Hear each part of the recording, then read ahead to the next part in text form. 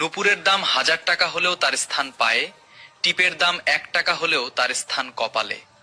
ইতিহাস সাক্ষী, লবণে কখনো পোকা ধরেনি, কিন্তু মিষ্টিতে প্রতিদিনই ধরে। মানুষ সোজা পথে চলতে চায় না, বাঁকা পথে আগ্রহ বেশি। তাই তো মদ বিক্রেতাকে কোথাও যেতে হয় না, কিন্তু দুধ বিক্রেতাকে বাজারের দ্বারে দ্বারে ঘুরতে হয়। আমরা সর্বদা দুধ বিক্রেতাকে বলে থাকি, দুধে জল মেশানো নেই তো? অথচ মানুষ মদে জল মিশিয়ে খায়। আজ অব্দি মানুষ এতটুকুই চিনলাম। জানোয়ার বললে ক্ষেপে যায়, অথচ বাঘের বাচ্চা বললে খুশি হয়। দুটোই কিন্তু পশুর বাচ্চার নাম। কচু পাতা দেখেছেন নিশ্চয়ই, উপরে সবুজ আর ভিতরে চুলকানিতে ভরা।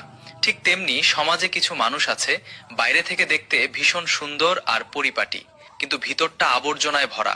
সাপ দুধ খেয়ে বিষ উগরে দেয়, আর গরু ঘাস খেয়ে দুধ দেয়। সুতরাং দোষটা খাবারের নয়, পার্থক্য শুধু স্বভাবের। নিজের যোগ্যতা নিয়ে কখনো অহংকার করবেন না। মনে রাখবেন, পাথর কিন্তু তার নিজের ওজনের জন্য পানিতে ডুবে যায়। কি আজব এই দুনিয়া জানেন?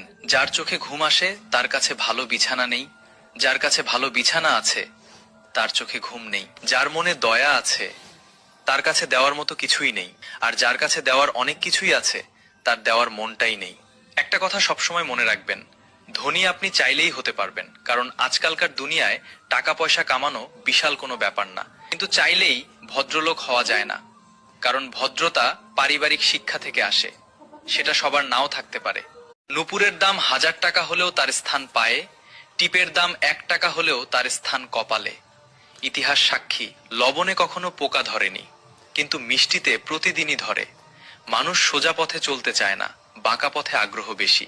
তাই তো মদ বিক্রেতাকে কোথাও যেতে হয় না, কিন্তু দুধ বিক্রেতাকে বাজারের দ্বারে দ্বারে ঘুরতে হয়। আমরা সর্বদা দুধ বিক্রেতাকে বলে থাকি, দুধে জল মেশানো নেই তো? অথচ মানুষ মদে জল মিশিয়ে খায়। আজ অব্দি মানুষ এতটুকুই চিনলাম। জানোয়ার বললে ক্ষেপে যায়, অথচ বাঘের বাচ্চা বললে খুশি হয়। দুটোই কিন্তু পশুর বাচ্চার নাম। কচু পাতা দেখেছেন নিশ্চয়ই, উপরে সবুজ আর ভিতরে চুলকানিতে ভরা।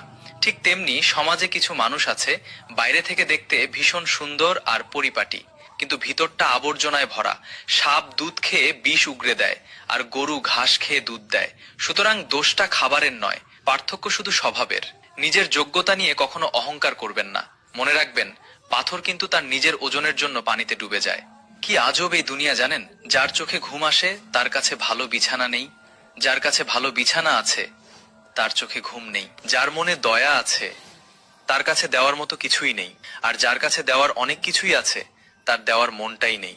একটা কথা সবসময় মনে রাখবেন, ধনী আপনি চাইলেই হতে পারবেন, কারণ আজকালকার দুনিয়ায় টাকা পয়সা কামানো বিশাল কোনো ব্যাপার না। কিন্তু চাইলেই ভদ্রলোক হওয়া যায় না,